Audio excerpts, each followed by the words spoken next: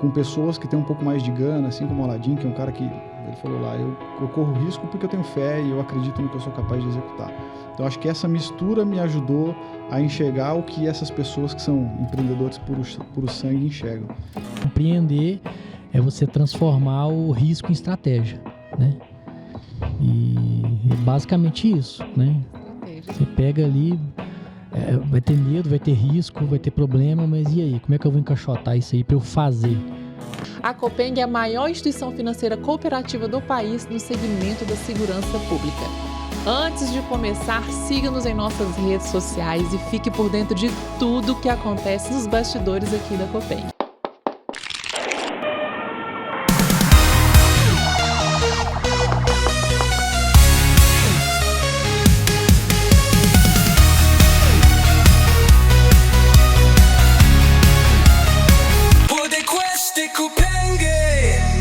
E começa mais um episódio do nosso podcast para vocês. E se eu disser que eu tava com saudade? Não é mentira não, é verdade, porque eu fico morrendo de saudade de vocês, que são os nossos cooperados amados. Nós estamos aqui por vocês e também para quem ainda não é cooperado. Você está esperando o quê? Vem ser Copeng você também. Um grande abraço aos nossos conselheiros, delegados, colaboradores, cooperados, aos nossos ouvintes do Spotify e aqueles que nos assistem aqui também. E se você ainda não se inscreveu no nosso canal, inscreva-se agora, siga-nos em nossas redes sociais e não perca nada do que acontece nos bastidores da Copeng. E hoje nós vamos falar sobre empreendedorismo. Então fica comigo, compartilhe o máximo que você puder esse programa para que outras pessoas acompanhem também esse assunto que eu tenho certeza que você vai gostar. E quem está comigo hoje é o Rodrigo. Depois de muito tempo, né? Depois de muito. Rodrigo, vem cá, pega na minha mão aqui. Conheci a Lívia. Conheceu a Lívia, gente. A Lívia vem comigo todos os dias, né, Rodrigo? Ela tá aqui. E ô, Rodrigo, por que você deixou a gente esse tempo todo? Muito trabalho, né? Muito patrocínio. A gente estava na Corrida da Rotam. Corrida da Rotam. Passada. Foi demais. Foi. Tentei correr 5 quilômetros lá Correu? com a Emily. Enganei. Né? Saí vivo. Ô, Gabi, o podcast hoje tá sensacional, cara. Eu tive quente pelando, né? Como diz Renato Rios, né? Quente pelando. Ô, Rodrigo, não vou deixar você apresentar. Agora, eu vou apresentar a honra é sua aí, ó. A gente sempre tem amigos no podcast, né? Mas esse amigo que eu trouxe aqui hoje... Um grande amigo, na hora que falaram, vamos fazer um podcast de empreendedorismo. Pensei na hora. Felipe Aladim.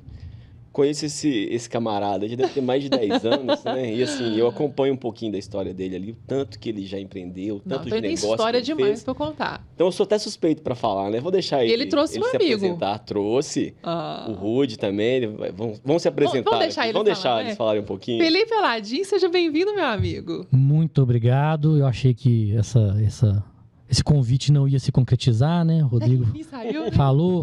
Eu falei, não vai acontecer não, mas é uma satisfação estar aqui, agradecer a todos. Eu tenho um carinho muito grande pelo Rodrigo, né? Primeiramente, que é meu amigo, e tem uma história também com o próprio Cicobi, né? Já sou cooperado desde 2012, né? Comecei ali a relação até hoje. Vocês estão lá me aguentando, né? Que bacana. Então tem história demais para contar. Até tem. Cooperado, né, Rodrigo? E meu nome é Felipe Aladim, né, tenho 40 anos. Gente. Obrigado, gente. 40 anos e sou formado em gestão comercial, pós-graduado em marketing e sou empreendedor desde sempre. Abri meu primeiro CNPJ com 18 anos, não abri antes porque não podia. Venho de uma família de empreendedores, né? E depois vou falar também um pouco da história aí, né? De onde que nós viemos. E tô aí, empreendendo e na luta, né? Na luta, né? Porque hoje empreender, luta após dia, matar um leão. Não é fácil. Tem que ter estômago também, né? Muito. Mas... No Brasil vocês têm muito incentivo, né? O governo ajuda muito o empresário, né? Ajuda bastante. Tem ajudado. Oxi. Felipe, do seu lado nós temos o Rude. Rude, seja bem-vindo, viu? Seu Rude, me conta a história desse nome. Aproveita e se apresenta também. Tudo bem, Gabi? Tudo bem, Rodrigo? Obrigado pelo convite. Obrigado pelo Felipe aí pelo convite também de participar com vocês. É um prazer. A história do meu nome é um pouco complexa, porque cada vez que eu pergunto pro meu pai a origem do meu nome, ele conta uma versão diferente. Uma vez ele me falou que era um amigo que ele tinha, outra vez ele falou que era um livro alemão que ele estava lendo. Então, eu, para ser sincero, prefiro achar que foi uma palavra muito legal ali, que soou legal. Porque o meu nome era para ser Murilo. E no fim das contas, o Murilo foi meu irmão mais novo, que foi batizado.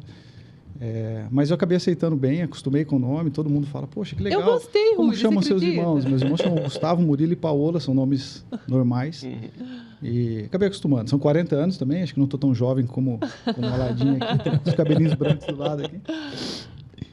Mas, de novo, agradeço o convite, estou aqui para falar um pouquinho da história da Split, né, da Split Risk Seguradora, e falar um pouquinho também sobre empreendedorismo, que acho que é o foco de todos aqui. Então, vamos lá. Você CEO da Split. Eu sou um dos fundadores da Split Risk e hoje estou como diretor comercial. Seguradora de auto. Seguradora de auto, fundada em Uberlândia em 2020. Olha, Uberlândia. Com 5 anos, Eu sou natural do interior de São Paulo, de Casabranca. Rodei um pouquinho, mudei para São Paulo muito cedo para fazer faculdade, para a capital. Fiquei em São Paulo por 17 anos. Lá passei por algumas empresas, uma seguradora, uma outra empresa de eletrônicos. E 2019 para 20, me mudei para Ribeirão Preto, interior de São Paulo também.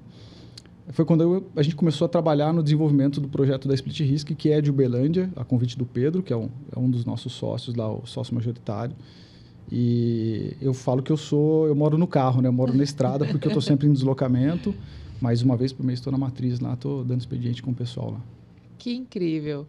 E o Aladim, chamar de Aladim. Não tem problema não, pode, a maioria me chama de Aladim. Me conta um pouquinho mais da sua história aí no empreendedorismo, Felipe, Aladim.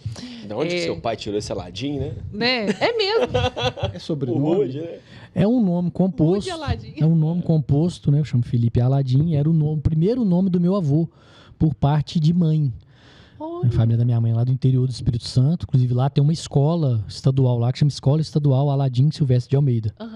E aí voltou um nome composto, né? Mas não colocou Neto no seu nome, não? Não colocou. Eu, inclusive, né? Eu sou pai da TT, né? Da Maitê, tem 4 aninhos. E agora tá vindo o João, que eu vou colocar João Aladim, pra dar continuidade aí. E um beijo. É Maitê? Maitê. TT, beijo pra você, princesa. E pro João que tá chegando. Tá chegando em agosto aí, o Joãozinho. Então, minha família, minha mãe, né, veio do Espírito Santo. Meu pai nasceu em Mutum, interior de Minas aqui. Conheço. Terra de gente brava. Era de gente brava, agora eles não estão muito bravos mais, não.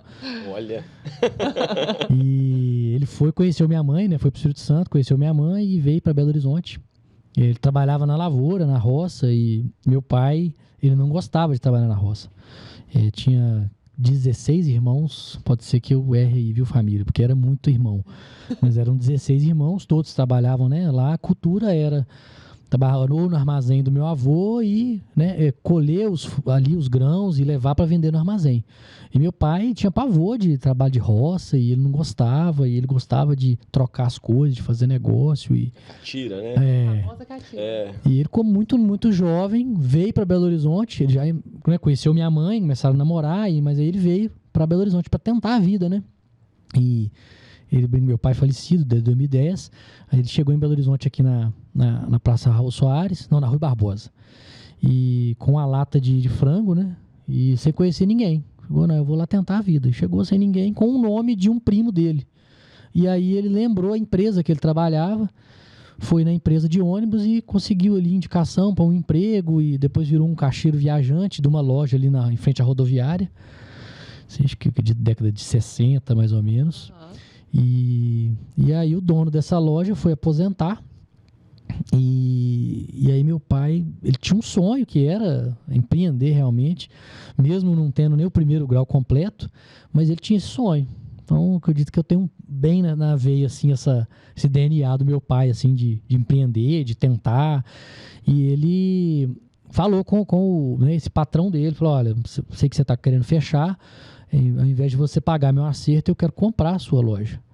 E aí ele comprou a loja, meu pai chamava Olímpio, né? Chamava Olímpios Esportes. E aí ele vendia Rainha, o sapato Vulcabras 752. E aí começou a vida ali como empreendedor, e aí, né, conseguiu virar empresário, né, aqui em Belo Horizonte, numa época tão difícil. E voltou lá, buscou minha mãe para casar. E aí casou, então eu sou nascido em Belo Horizonte. E desde novo ele sempre me levou. Aí ele abriu outra loja e foi abrindo outros negócios. Ele teve loja era de sapato, bolsa, depois abriu uma de utilidade doméstica, abriu uma na Amazonas de material escolar. E ele sempre, me levava depois da escola para a loja. Aí eu com 10 anos eu já ficava rodando ali naquele centro, debaixo da Lagoinha ali, e balcão de loja. Natal ele levava eu e minhas irmãs para ajudar a embrulhar no balcão. Eu tenho 2 irmãs. Então assim, eu falo que foi uma escola, foi muito bom para mim, que eu aprendi a lidar com várias culturas diferentes, né? Depois ele abriu... Já trabalhar novinho, né? Já trabalhar, você estava ali atendendo, embalando, né? Então já começou desde novo. E eu gostava. Minha mãe fala que era um castigo quando falava, não, hoje você não vai para a loja com seu pai. E eu ficava bravo. Ai, que legal, né? E aí, não gosta, não. Eu gostava daquele movimento de gente, conversar. E aí foi indo, chegou 18 anos, não teve outro caminho, né? Eu fui, meu pai me ajudou ali a abrir minha primeira loja lá no Barreiro. Era de sapato feminino. Fiquei 1 ano nessa loja de sapato feminino. Posteriormente, meu pai entrou de sociedade num grupo de lojas aqui, famoso aqui em Belo Horizonte, e falou, cara, nós estamos precisando de um gerente. Eu tinha 19 anos. Lá para tocar essa loja, era no shopping. E aí, caí lá, você topa? Eu topo. Eu acho que eu não sabia nem o que eu estava falando direito, mas... E foi. Uma das características de empreender é você não ter medo, né? E eu sempre, minha mãe até brinca até hoje, né? Fala, a Maitê é muito corajosa, né? Puxou muito você, né? E eu sempre tive muita coragem, eu acho que é muito mais fé e aí você acaba ficando corajoso, né? Não, vai dar certo isso. E aí fui gerenciar ali no shopping, fiquei ali alguns anos, depois voltei pro Barreiro, meu pai, né, desfez essa sociedade, abri uma outra loja e em 2013 eu conheci o segmento de administração de benefícios, né? E aí comecei um paralelo ali, empreendendo. Vou dar uma resumida aqui, porque é muita coisa. Depois Fica à vontade. Entrei no ramo de EPI, depois entrei pro ramo de locação de veículo, isso tudo foi, né? E hoje a gente está aí chama Grupo Gestão Brasil, né? Eu sou de função ali CFO no Grupo Gestão Brasil, mas a gente tramita ali em todas as empresas do grupo, né? E estamos aí.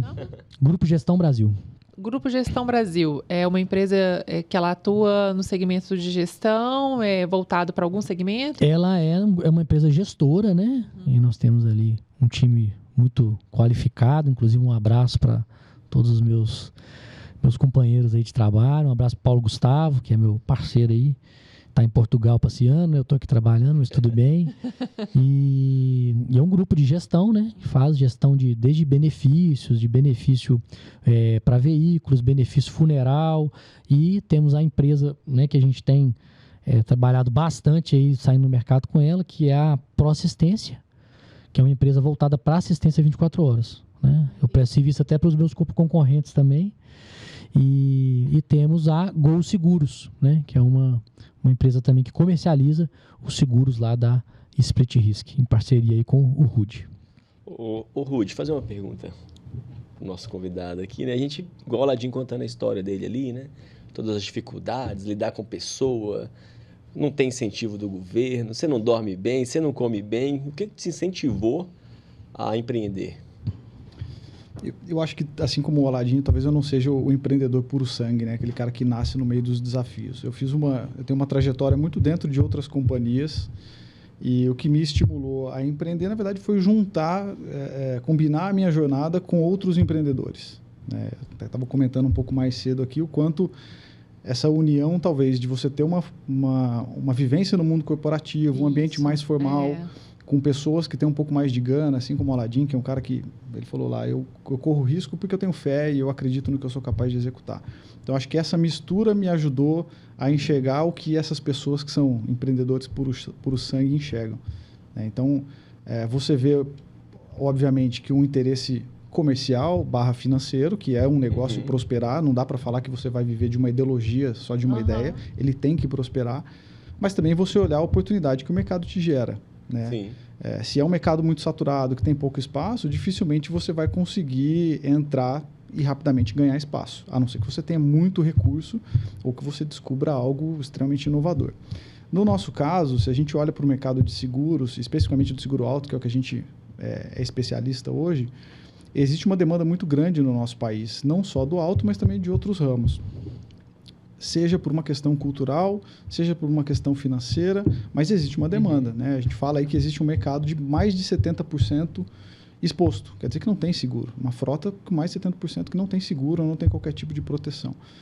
Isso é ótimo para o empreendedor, exatamente. Isso é ótimo. O empreendedor lá de fora do Brasil olha para cá e fala, eu não acredito. Em pleno 2025, né, Rudy? É interessante você falar isso, que ainda existe um segmento com esse oceano aí. Exatamente, é um oceano azul, acho que é um oceano de oportunidades. Então, depende muito de como você entra nesse mercado para poder acessar esses pouco mais de 70%.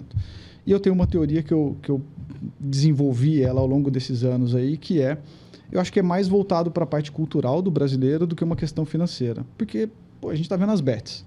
Sim. O brasileiro, com menos recurso, gasta muito dinheiro nas bets. Tem mais dinheiro na bet do que em poupança. Saiu uma matéria, inclusive, dizendo que o quanto de pessoas que recebem auxílio estão nesse mercado. Mais 60%, se eu não me engano. Isso, exatamente. É muito alto. As instituições financeiras, também li uma matéria, saiu esses dias, falando que um novo parâmetro de consulta para score de crédito, né, é PIX, onde o recebedor são bets e eles colocam isso como fator de risco também para tomar o crédito. Claro. Muito bem pensado, porque não adianta nada a gente criar condições da população ter acesso a recurso, moradia, alimentação, e esse recurso ser direcionado para algo que, em teoria, não acrescenta em nada. Nem para o desenvolvimento profissional, nem para a sua segurança, nem para a educação, etc. Então, a gente olha para essa demanda, para essa necessidade de mercado, mais para um viés cultural do que financeiro. Por que eu penso isso? Porque eu acho que se você começa a criar produtos mais flexíveis, menos complexos, que cheguem até o usuário final, ele tem aderência. A gente tem um histórico, e a gente pode falar disso com mais detalhe depois, mas o histórico da Split Risk de todas as apólices que a gente emitiu nos últimos 2 anos, pouco mais de 50 mil, 65% para mais foram para pessoas que nunca tiveram seguro antes. Olha Por que a gente conseguiu chegar nesse público? Primeiro, porque o mercado tradicional não quer endereçar os produtos para esse público-alvo, porque eles são... Eu falo que é um risco desconhecido, né? A pessoa fala risco ruim. Não, é risco desconhecido. Porque o que é o risco bom? O risco bom é o cara que já tem um seguro e ele está lá na central de dados da SUSEP com uma classe de bônus. Você 1, 2, 3, 4, 5. Ali, né, sobre... Todo mundo quer esse cara. Então, o mercado de seguros faz um rouba-monte. Ele fica lá, eu quero a apólice do Rodrigo, porque o Rodrigo é classe de bônus 5, faz 5 anos que ele não tem sinistro e paga bonitinho. Sim. Eu, Split Risk, eu não estou olhando para o Rodrigo como cliente, eu estou olhando para o cara que não tem seguro. Isso. E é mais difícil. Então, acho que empreender também é achar esses espaços e tentar... cultural, igual você Exatamente. Fala. E aí, só para complementar, por que eu acho da questão cultural? A gente tem uma cultura muito voltada para o crédito no Brasil, né? Acho que vocês estão muito por dentro disso. Então, o brasileiro é capaz de pagar 4% de juros para ter um capital e comprar algo que ele ainda não tem posse. Mas ele não é capaz de pagar 4% para proteger algo que ele já tem, que é o veículo, às vezes, ou a residência, ou até mesmo saúde. Então, eu acho que a gente ainda vai passar por umas boas transformações aí nos próximos anos. Tem muita coisa mudando, né, recentemente, mas eu acho que a jornada do empreendedor é enxergar essas oportunidades que o próprio mercado vem mostrando. É engraçado, né, o Rudy falando, porque tem um pouco da história da Copeng, né? A Copeng nasceu ali em 99, quando o servidor militar, nenhum banco queria. Então, diz que tinha... O servidor, o policial militar era mal visto. Mal visto. Tinha instituição financeira que tinha um cartazinho lá, não emprestamos para militar. Aí os militares, no caso da Copeng, 25 se uniram e falaram, não, vamos criar a nossa instituição financeira, já que os bancos não nos querem. Então, começou a abraçar esses militares que não eram assistidos ali. E começou dali, com um capital de pouco mais de 3 mil reais, nasceu a Copeng. E é engraçado, falando disso, um outro diferencial do cooperativismo e do Cicobi Copeng, a Copeng ela tem essa preocupação com a sociedade, né? Nós temos um fundo que chama FATS, né? Fundo de Assistência Social, que a gente pega recursos para investir em educação financeira. Nós temos palestras de educação financeira. A gente percebe que o servidor público, quando ingressa na carreira ali, a primeira coisa que ele faz é se endividar, talvez por causa da segurança, mas que é um carro, um carro novo, igual você falou. Ele pega lá um financiamento, né? Às vezes um empréstimo no valor mais alto, coloca num veículo que ainda vai tomar mais dinheiro dele e o cara não está preocupado ali com a... E ele coloca em risco, né? Sim, com certeza. Eu vou começar, você me permite, Rodrigo? Vou fazer uma pergunta que poderia deixá-la por fim, mas ela é uma pergunta assim que está ardendo muito, principalmente aí para os empreendedores, empresários, e é para os dois. O mercado hoje, né, de trabalho, está muito difícil encontrar profissional para trabalhar. E é uma dor, né? Eu trabalho com podcast, mas eu também, às vezes, porque eu sou psicóloga, mas não atuo diretamente na área. Então, por vezes, algumas empresas me convidam para fazer o processo de recrutamento e seleção. Então, eu faço ali a entrevista com o candidato e, enfim. Existe um problema, existe uma dor nas empresas que a gente não consegue encontrar mão de obra. E a mão de obra que hoje, infelizmente, causa uma rotatividade muito grande. Inclusive, tem uma semana, mais ou menos, que eu vi o vídeo de um empresário lá em Lagoa da Prata, ele falando, olha, eu estava aqui agora, fazendo seleção aqui de candidato de 25 anos com o pai e com a mãe. E uma que entrou de manhã para trabalhar e saiu antes mesmo do horário de almoço, porque ela não aguentava ficar sem o telefone. Né? Então, eu percebo, né, nas minhas andanças aí também, de escutar um e outro que fala, ou na rede social, esse problema existente hoje de mão de obra. Vocês também estão passando por isso, né? A gente passa muito, principalmente nas posições ali, a gente tem um call center, né, de atendimento 24 horas, né? 24 horas realmente. E até mesmo para horário comercial, qualquer que seja a função, a gente tem um problema muito grande, né? As pessoas sempre perguntam assim, você tem empresa, você é empresário, você tem vaga de emprego lá? Eu brinco, né? Falando, eu tenho trabalho lá, trabalho eu tenho bastante, vaga de emprego eu não tenho. Mas você citou um ponto aí que eu, assim, né, é uma luta, a gente que é pai dos pequenininhos aí, que é isso aqui, né? Exato. Isso aqui, eu não lembro quem falou há muito tempo atrás, até foi antes da pandemia, né? Que falou, o celular, ele aproxima quem tá longe e distancia quem tá perto. Exato. As pessoas, você passa de carro na frente de restaurante, de bar, tem um casal, cada um tá no telefone. Então, assim, e a pandemia potencializou isso. E aí, você tem uma janela do mundo ali que você começa a balizar a sua vida. E balizar em coisas que você não sabe se é verdade ou não. Então as pessoas elas começaram a ter uma falsa régua de exigência. Que elas... por que você acha isso? Não, é porque o digital tal, ele falou isso, mas... Gente, aí, né, pensando na questão de empreender, ele é muito particular. Você se dar bem numa profissão, ele é muito particular. Ele vai do momento que você está vivendo, do momento que a empresa está vivendo. Tem um tanto de forças ali que elas têm que estar convergindo para o mesmo lugar para dar certo ou não. Então, essa fórmula aqui de felicidade, de filmar casa em condomínio, de café na beirada da lagoa, com essa utopia, isso aí eu vejo como um grande desserviço para os mais jovens que ainda não têm essa maldade, né, para enxergar ali o que é, né? Então fica massageando o ego dele e procurando receitas infalíveis para se dar bem na vida, né? É um grande desafio, né? Eu até falo que tá numa geração, tá difícil. É uma geração que essa que tá vindo aí, eu falo porque eu tenho 34 anos. Logo após a minha geração, já mudou muito. Igual você falou, isso aqui pode ser bom, mas como pode ser ruim, infelizmente é mal utilizado. Né? E é uma geração que está vindo aí que, infelizmente, né, Rodrigo? Sim. Eu trabalhava durante a semana de CLT e ainda fazia bico de garçonete em buffet e era ali sábado e domingo para juntar um dinheirinho para pagar as contas, ajudar os meus pais, porque eu tinha que ajudar em casa. Né? Trabalhou? Vai ajudar. Uma conta de luz, uma conta de água, você tem que pagar. Então, até que eu virei a chave e falei assim, agora eu não quero mais trabalhar de CLT. E eu trabalhava, e eu estava conversando com meu marido vindo para cá, que quando eu tenho a oportunidade de conversar com um jovem, seja no balcão de uma farmácia, qualquer lugar, eu falo, olha, aproveita essa oportunidade e faça o seu melhor. Seu trabalho é trabalhar no balcão, aprenda a ficar no caixa, aprenda como funciona o almoxarifado, aprenda o máximo, porque ou você sai daqui almejando trabalhar para uma multinacional, uma empresa grande e ser foda, ou você vai ser foda trabalhando para você mesmo. Eu fiz um caminho muito interessante, como eu comecei a trabalhar muito cedo, e abri a minha primeira empresa ali, eu não tinha ainda frequentado o ambiente estudantil ali, né? De faculdade, universidade.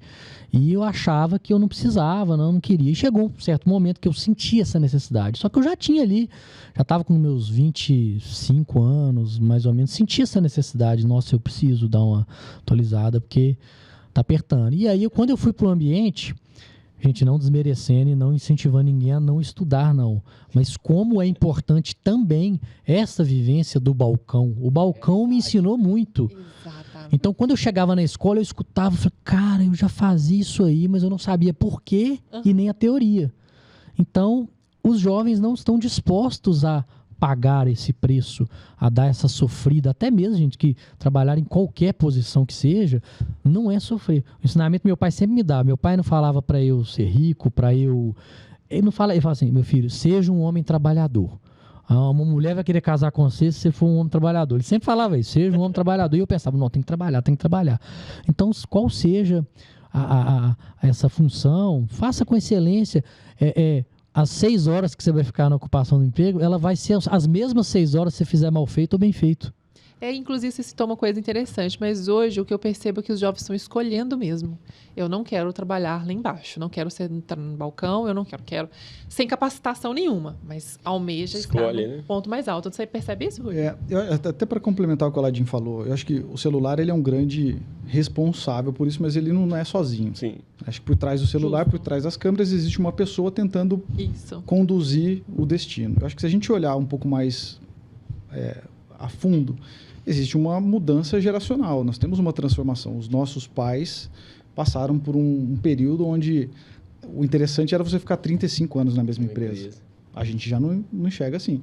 Acho que a próxima geração que está vindo, minha opinião, tá? Assim, eu acho que além dela abandonar a educação formal, porque houve um abandono, se você olhar, primeiro que você tem um sucateamento da educação. Então, hoje em dia, cada esquina tem uma faculdade, independente da qualidade, ela vende um diploma. Então, isso sucateou. As pessoas abandonaram isso porque acho que na nossa geração e talvez nas anteriores, os grandes exemplos e modelos que a gente tinha eram pessoas que eram um exemplo de retidão, de caráter, de formação profissional, de carreira. Eram os nossos pais, os nossos professores, pessoas muito bem posicionadas na sociedade. Hoje é o youtuber. Hoje é o cara que talvez não tenha um passado, não tenha um histórico, não tenha uma trajetória e ele, direto ou indiretamente, manipula, ele conduz esse caminho. E aí os jovens estão parando de olhar para os pais, professores, para os ex-executivos ou os chefes e olhar para essas pessoas que talvez não são referência na profissão. Sim. Agora, eu acho que assim, isso é um caminho, mas existe o outro lado que está muito mais interessante empreender nessa geração também. Você tem muito menos barreiras, lógico, não é fácil, mas você tem muito menos barreiras do que você tinha no passado. Hoje o celular também te faz ser um empreendedor só com o celular. Você não precisa ter um ponto comercial, não precisa ter 6 funcionários, não precisa ter sistema. Se você tem um celular, você consegue gerar receita com base nisso. Isso eu acho legal. Então, eu acho que essa transformação também é algo que ela vai continuar acontecendo e a gente tem que se adaptar a ela para contratar pessoas, para montar seu próprio negócio. E eu falo uma coisa muito interessante. Eu acho que se a nossa geração tinha algum receio de que a gente vai ser descartado do mercado muito cedo, não vai. Não. Porque essas pessoas não estão dispostas, a maioria, né? Não estão dispostas a passar por aquilo que a gente passou. Então, se a gente quiser trabalhar até os 70, 80 anos, vai ter oportunidade. Sim. Porque talvez essa geração não quer. Eu vi em algum lugar, alguém falou que os 50 é o novo 30. Né? Que essa geração que ela pegou o mundo 100% analógico, participou da transição e atuou em alto nível 100% digital. Então, ele tem uma... E fora a capacidade de se relacionar com as pessoas. Exatamente. Que as pessoas estão perdendo, né? Porque você relaciona muito menos com as pessoas. É muito mais digital. Isso aí. A gente contratou uma consultoria lá na cooperativa e lá o nosso presidente tem 83 anos e nós temos menores aprendizes lá com 16, 17. Então, é assim, a primeira vez na história que nós temos 4 gerações trabalhando na empresa. Eu vou fazer a pergunta de $1 milhão, aí eu queria ver a opinião de cada um, né? Como lidar com esse choque de gerações na empresa e como manter uma equipe motivada e engajada? Se acertar a pergunta, eu tenho que pagar ou eu ganho $1 milhão? Quem começa? Aladim. Eu? Cara, é um desafio. Não tem receita. Isso não tem receita. Existe a questão cultural da empresa, da organização, que ela manda muito, né? E essa cultura, ela é puxada geralmente pelos seus gestores, né? A gente estava conversando aqui em off antes, o Rudy falando as misturas ali, é um litificador, né? O Rudy, o Pedro, um abraço pro Pedro, inclusive, na próxima você venha. E é uma mistura. Eu, Paulo Gustavo, ali na gestão das nossas pastas. Então, assim, ela vem muito da cultura que você vai impor ali. Então, é complicado você falar que tem receita. Não tem uma receita, cara. A cultura não é opa, hoje vamos começar uma cultura aqui. Saiu uma pesquisa interessante, não foi pesquisa não, foi uma fala do Ike Batista num podcast que ele foi. E ele falou assim que 95%, não lembro a fonte, viu, gente? 95% das pessoas que empreendem e fazem algum tipo de projeto, elas não estudam. Mas estudar, gente, é estudar mesmo. Estudar ali, nossa, eu vou entrar nesse mercado aqui, eu vou 2 anos estudando, vou fazer uma consultoria, vou lá para Finlândia, porque lá é referência nisso. 5% só faz isso. Esse é aventureiro, né? O resto não, né? A maioria, ela acaba convergindo aquilo que eu falei mais cedo aqui, são fatores que convergiram ali e deu certo. Até mesmo que 60% das pessoas que empreendem, elas quebram em 5 anos. Então, é difícil você falar com a receita. Aí a gente volta lá no que o Rudy, que eu achei interessante demais, que é porque quem que é a referência? Né? É o YouTube, a gente não desmerecendo, é uma profissão, tem qualidade, mas as pessoas estão perdendo um pouco o objetivo e não sabe separar o que é entretenimento, o que é business, o que é negócio e o que é referência como pessoa, como relevância na sociedade. Muito bom. Isso é tão verdade que eu falo, eu vou pegar o meu exemplo. Você acredita, Rodrigo, que quando eu era pequenininha, eu olhava para minha mãe era empregada doméstica, né?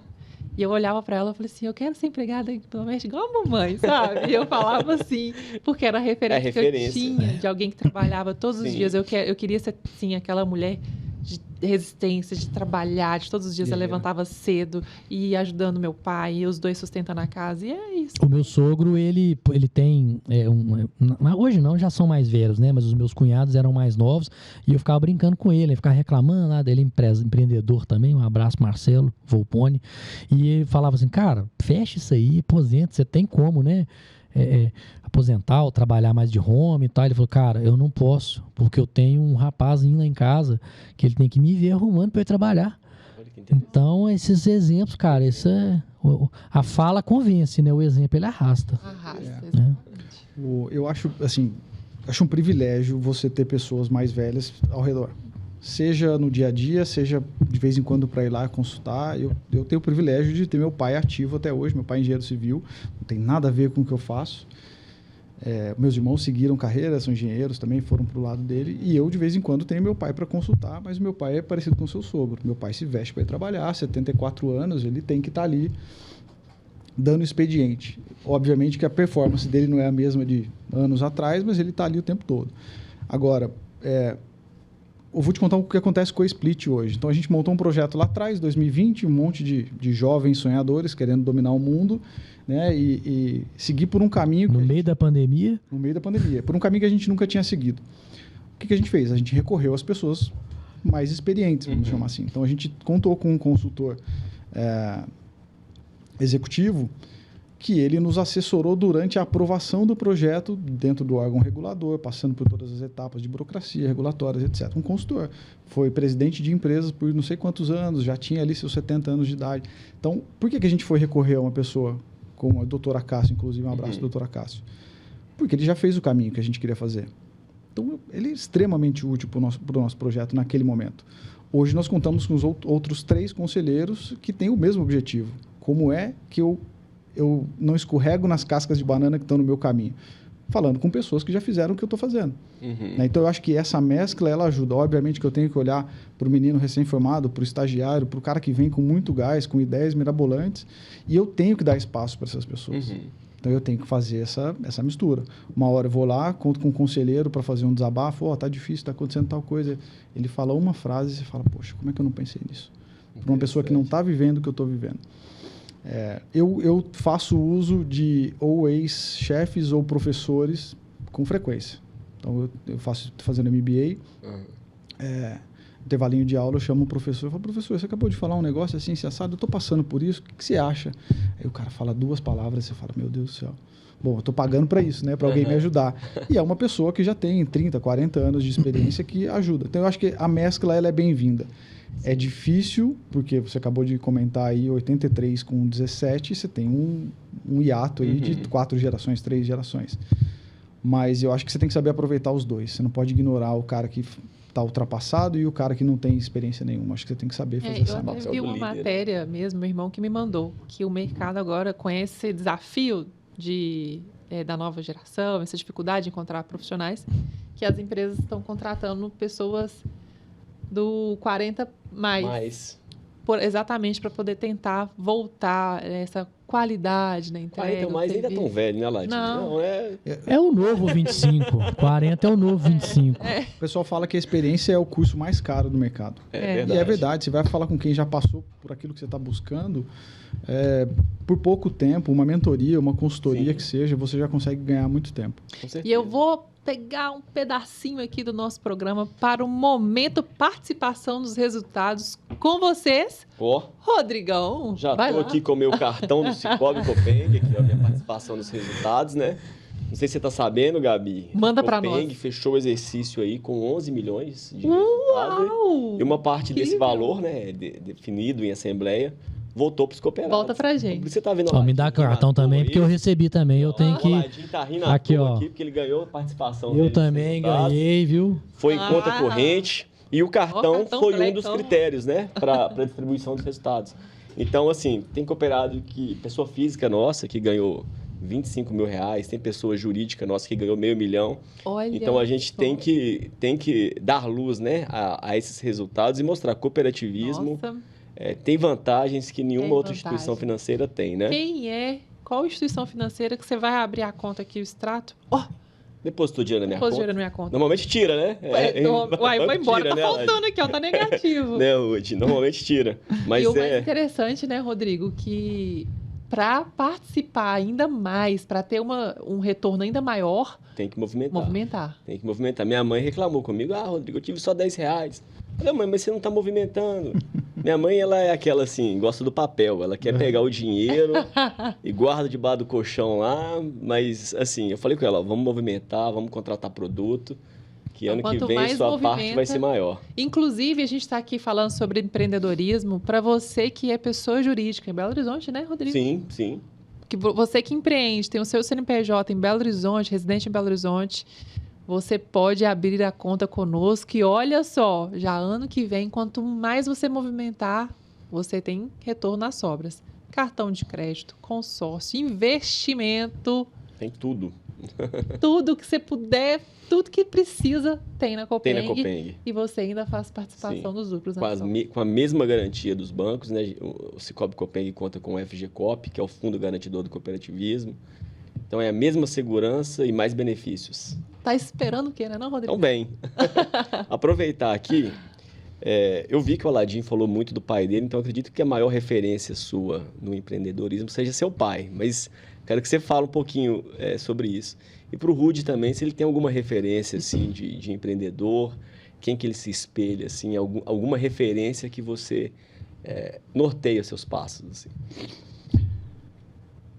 Não vai parecer puxa-saquismo, não, mas acho que o Pedro, para mim, o sócio fundador da Split, também, para mim, é um cara de uma referência. Né? A gente estava falando mais cedo aqui, não só no ramo que a gente atua, que é de seguros, mas acho que em todas as outras frentes.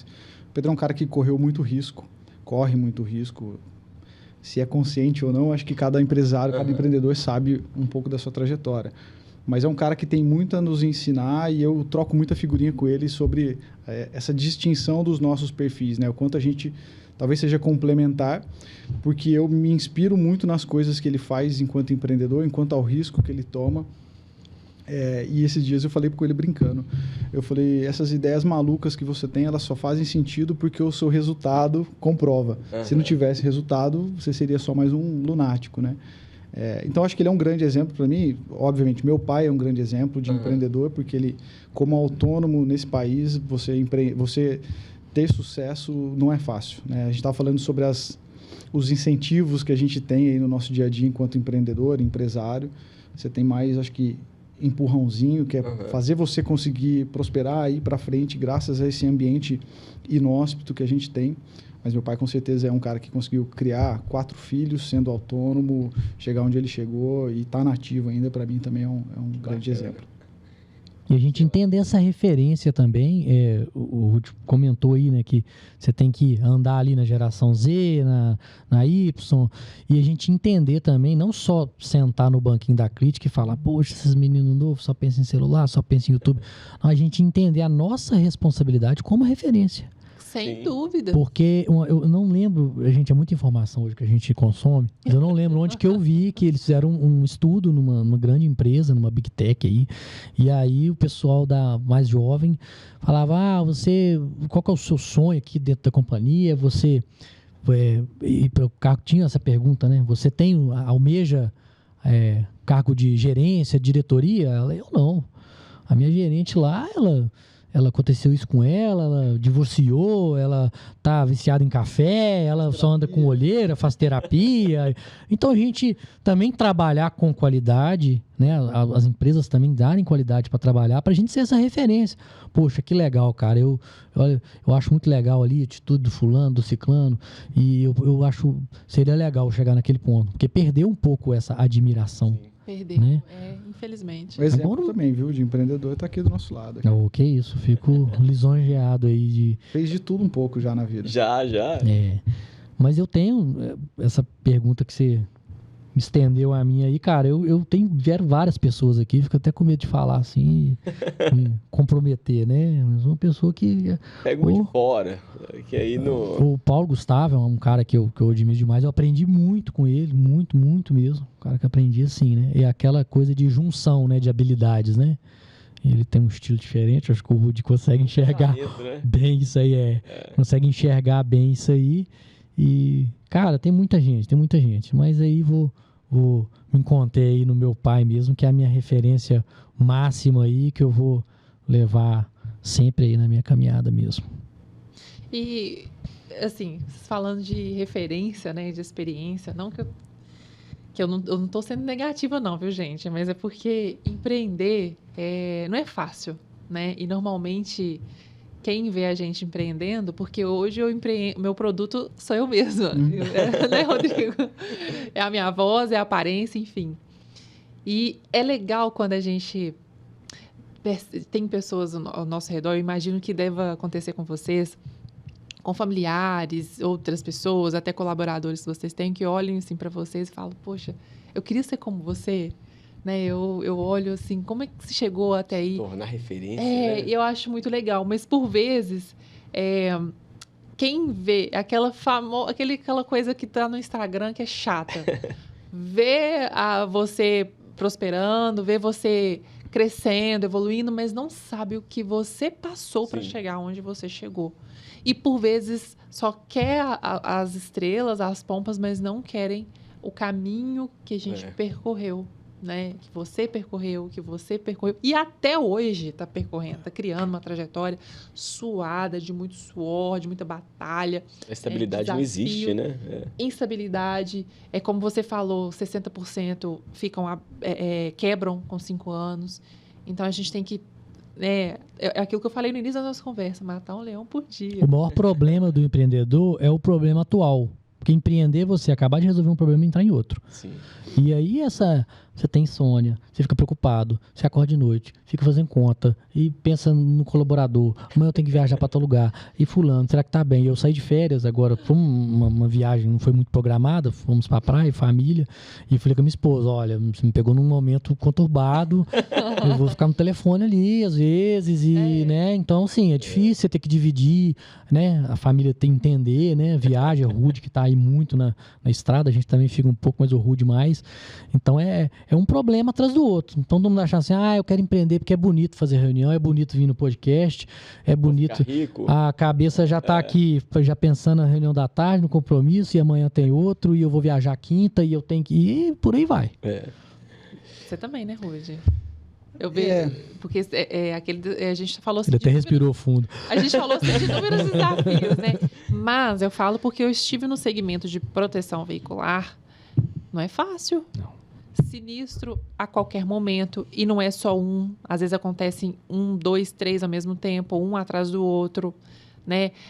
Colaborador que a gente tem que cuidar. A 24 horas você tem que ficar de olho, ficar por conta. Vistoria... novos segurados, então tem que fazer prospecção para novos, e é uma infinidade, né? O Aladim falou um negócio interessante, que é você resolver um problema sabendo que você vai criar outro. E você vai estar sempre nesse loop. Eu vou gerar um problema que eu vou ter que tentar solucionar. Eu acho que independente do mercado, independente da indústria que você atue, não tem mais fácil ou mais difícil. Tem o que você escolheu fazer e fazer bem feito. Eu lembro que eu tinha um colega de trabalho que ele ficava assim, a gente trabalhava numa companhia de seguros, ele falava assim, não, na próxima vida eu quero mexer com arroz, ele falava, quero vender arroz porque todo mundo come arroz, porque vender seguro, pelo amor de Deus, você vende, depois tem sinistro, aí o cara tem problema, daí você parece que não acaba, você entra na bolha. Eu falei para ele uma vez, vender arroz vai dar problema do mesmo jeito. Vai. São outros problemas, mas vai ter problema. E vem outra pessoa falando que a pessoa chega no final do ano e fala, poxa, vai vir material de escola, eu tenho IPVA de 2 carros para pagar, porque se eu fosse o cantor Gustavo Lima, ou não sei quem, ou o artista tal, ele falou, não, cara, ele tem documentação de avião, é proporcional, ele também tem, é tudo proporcional, cara. Proporcional. Por isso que eu não tenho avião. É muita documentação. Meu pai falava, coisa que voa e boia não compra. Mas à medida que você crescem também os problemas, crescem os desafios. Tudo proporcional. É tudo proporcional. Mas mesmo assim, vocês são pessoas que escolheram permanecerem firmes, mesmo sabendo que vai crescer junto, vai ter desafio, vai ter dia que você não vai ter tempo para sua família. As contas vão chegar, você vai falar, opa, como é que eu vou fazer? Tem que trabalhar mais. E não desistir, né? E eu vou voltar no problema geracional que a gente estava falando, né? Eu acho que se você olha para a sua jornada e para os desafios que você vai enfrentar e para como você vai enfrentar, o resultado é sempre a consequência. O sucesso, ou o retorno financeiro que seja, ou de imagem, sendo uma referência para alguém, ele é sempre a consequência disso. Ele não é o meio. Hoje em dia, as gerações estão querendo isso antes. Elas estão querendo ser referência, estão querendo a fama, estão querendo a exposição, mesmo antes de ter ralado um pouquinho ali, roído o osso para poder chegar no... Então, esses atalhos que são perigosos, né? Muita gente hoje escolhe o atalho. E aí você tem um resultado efêmero, não é duradouro, ele é o voo de galinha, né? Ele tem um resultado ali, depois cai e aí ele não consegue subir de novo. Então, eu acho que eu não sou referência para falar, eu acho que o Aladim é um empreendedor muito mais puro sangue, como eu comentei, mas eu acho que essa jornada, ela é uma jornada de altos e baixos, ela não é uma linha reta, né? E ela não tem linha de chegada, né? Parece que ela não acaba. Olha só, né? E o mercado, ele é cruel, parece um conto de fadas na rede social, mas ele é cruel. Tem um amigo meu que ele tem uma empresa ele até vendeu ela, uma fintech de aplicativos, e aí, eu conversando com ele, falou assim, cara, na minha mesa do comercial, todo dia senta alguém e fala assim, cara, eu vim aqui para fazer um aplicativo, uma ideia que vai revolucionar, inventou a roda. E aí o cara contava a ideia, e aí, já tem alguém? Aí ele ia lá no cara, só eu já fiz 6 desses, nenhum rodou e tal. E ele falou, cara, todo dia chega alguém assim. Então é cruel, cara, é cruel, não é um conto de fadas, ganha quem não desiste. E fica pelo caminho quem desiste primeiro, porque é duro, é árduo, tem muita fé aí e persistência. É árduo, é difícil, mas a gente gosta de desafio, né? Nós estamos aqui porque a gente escolheu seguir e a gente voa com a águia. A águia, vocês já viram a história da águia, né? Quando ela precisa dar a fênix dela, né? Se reinventar, ela vai lá, ela se esconde. Ela tem que se ferir, ela tem que passar por todo o processo árduo para voltar. E assim somos nós, né? Não tem caminho, não tem receita? Não tem. Não tem receita, né, Ladinho? Não tem. Mas é persistência. né? E o seu mercado, eu falo porque eu estive nele, né, assim, diretamente, não é fácil. O mercado Aladim de gestão também não é fácil. Não. Mas nós somos persistentes, né? Como eu disse e repito, tem desafios, mas a gente escolhe continuar, né, Aladim? É isso aí. E a gente tem aquela cultura de falar assim, porque lá atrás se eu tivesse feito isso, não tinha acontecido. Não, você é a pessoa hoje porque tudo aconteceu do jeito que tinha que ter acontecido. E ponto. Você só sabe X coisa, X questão que isso não dá certo ou dá errado, porque você passou. Que a experiência vale dinheiro, né? Que o Rudy aqui comentou. Ô, Gabi, eu quero só dar um abraço aqui nos nossos conselheiros, nos nossos diretores. Fica à vontade, Rodrigão. Os nossos delegados, né? Nós começamos com novos delegados aí. Eu queria mandar um abraço especial aqui para a chefe do Aladim, Mariana. Liberou o Aladim para estar aqui hoje. Ela mantém ele ali, pertinho, ali na coleira. Patroa? Patroa do Aladim. Ela que manda nessas empresas que ele abre aí. Coitado, trabalhando tanto, tadinho. Mas é a Mari Volpone. Um abraço para você, Mari. Um abraço para Maitê. E pro João Aladim. Dá tempo de mudar esse nome João Aladim, mas vamos ver. Tá bonito. Você vai colocar João Aladim? João Aladim. Seguir, né? Isso, continuar, né? Enfim, eu quero agradecer a vocês aqui, caminhando para o fim, pela oportunidade de conhecê-los, de ouvir a história de vocês, a opinião de vocês, né? Que são fortes aí, lidando aí com o mercado, avançando, crescendo. Agradecer a oportunidade, né? De tê-los aqui. Ainda não como cooperado, mas vai se tornar, viu? Ô, Rudy, anota aí, Brasil, data de hoje aqui, ó, cooperado no final do programa, nosso cooperado aqui, Aladim, parabéns pela trajetória. Anos. Obrigada a vocês por esse momento. Portas abertas para voltar, hein, pra gente falar sobre outro assunto, né, Rodrigão? Com certeza. E aí, nós temos o quê pro final? Uma frase, né, para cada um deixar uma frase aí pra gente, uma mensagem. Uma mensagem para uma frase, é sacanagem. Né? Vamos ver o que a gente pode tirar aí. Um poema. A cereja do bolo do podcast. Pode até cantar, não pode? O Aladim prometeu que vai fazer um poema aí. Vou começar então. Batatinha. Não, brincadeira. Pessoal, é um livro que eu li, um livro, né, de cabeceira. Deixa eu falar a frase, todo mundo vai lembrar, né? Que é empreender, é você transformar o risco em estratégia, né? E é basicamente isso, né? Você pega ali, vai ter medo, vai ter risco, vai ter problema, mas e aí? Como é que eu vou encaixotar isso aí para eu fazer, né? Então, se você quer empreender, você tem que ser fazedor. Vai cair, vai errar, vai tropeçar, mas é levantar e seguir. Bacana. Sim. Acho que a minha mensagem, ela não serve só para o empreendedor, mas serve para todas as pessoas que se propõem a fazer algo bem feito, que é uma referência que eu aprendi com meu pai, que é a parábola dos talentos. Então, não enterre seus talentos. Então, se você identificou aquilo que você domina, que você tem aptidão, que você gosta, que você tem paixão, não enterre seu talento.